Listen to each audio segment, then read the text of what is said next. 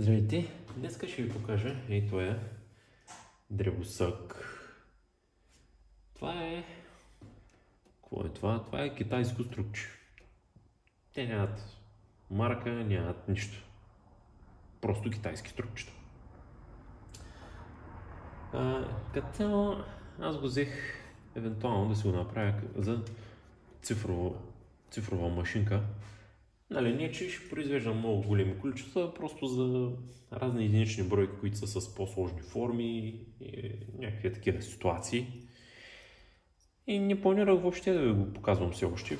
По-скоро по-нататък, вече като щях да го разглобявам и да варя разни неща от него.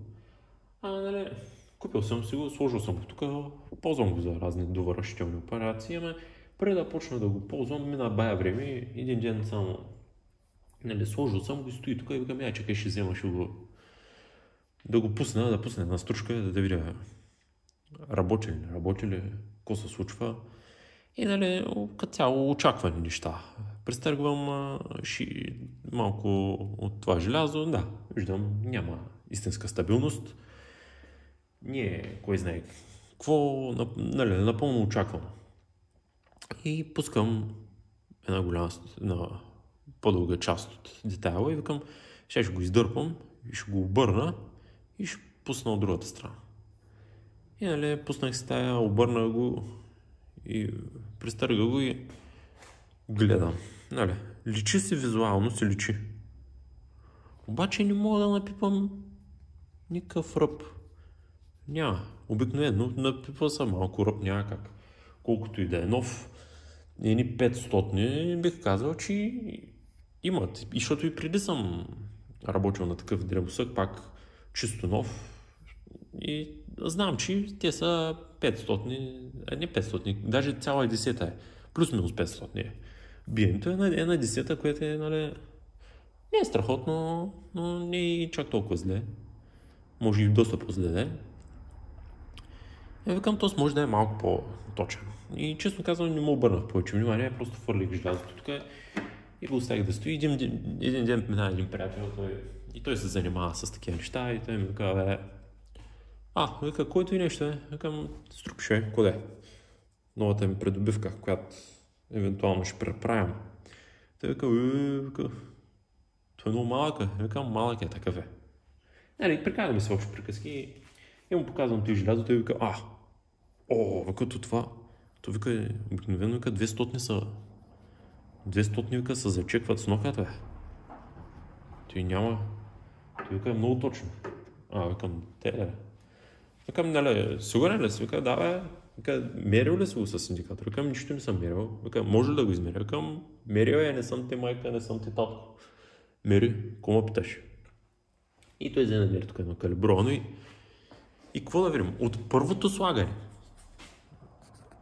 слагане. Буквално, сега ще ви го покажа, няма да прекъсвам даже клипа. Ще мина само на по-близката камера. Ето ко сме. В момента опрени ли сме? Да, опрени сме. Ще го отдалеча и ще го доближа да го натегнем 1 мм. Ето. Цак. Да. И почвам, ще въртя на ръка.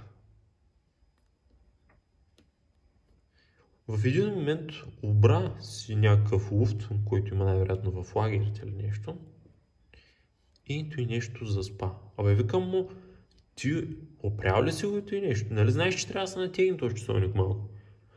Вика, да не съм от вчера, тук ще се скараме. Не мога повярваме. Той го направи от първия път. Сега, разбира се, като той явно по някакъв късмет и той го оцелил. И тук той вика, аз стягам и на нулата, ама според мен тая нула не е за стягането, а по-скоро е за монтажа на патронника към фланеца, ама той каза, аз стягам на нулата всеки път. Защото има някои от по-прецизните универсали, които идват с едната им точка на стягане по-прецизна от останалите. Сега ще го освободим тук. Ще го отпуснем. Толкова много ли съм го стегнал. Пак ще го стегнем, да видим какво ще стане. Пак ще натегнем един милиметър.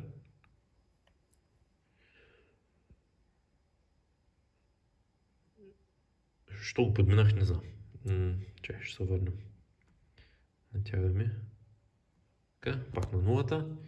И пак обираме луфта.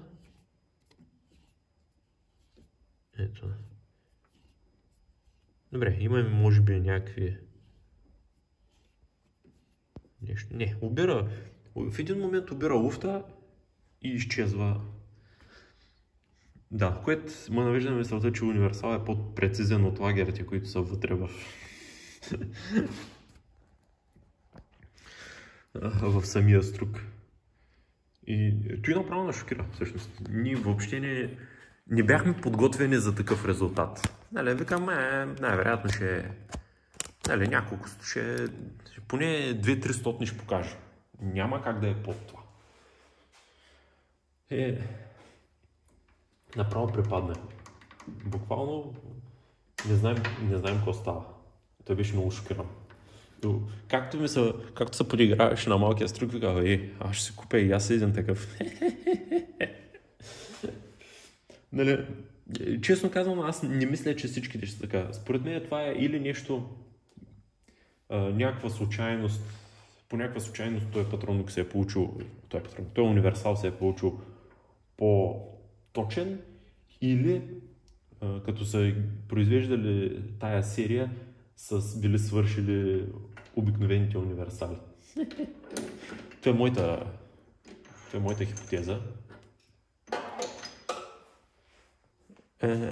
Така, това си мисля, че беше много интересна случка и затова реших да я споделя.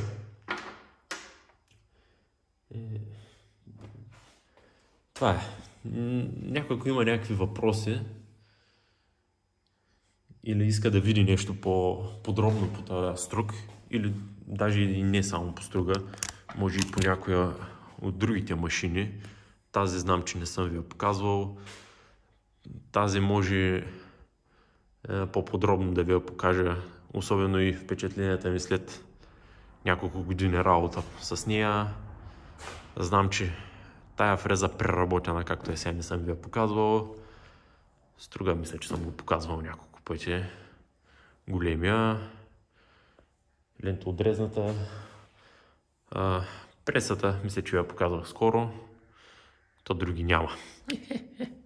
Така, някой, ако иска да види нещо или иска по-подробно по нещо по-специфично, може да напише в коментарите и ще се постарая да покажа клип. Това ще е за днеска. За услуги в описанието. И това е. Чао!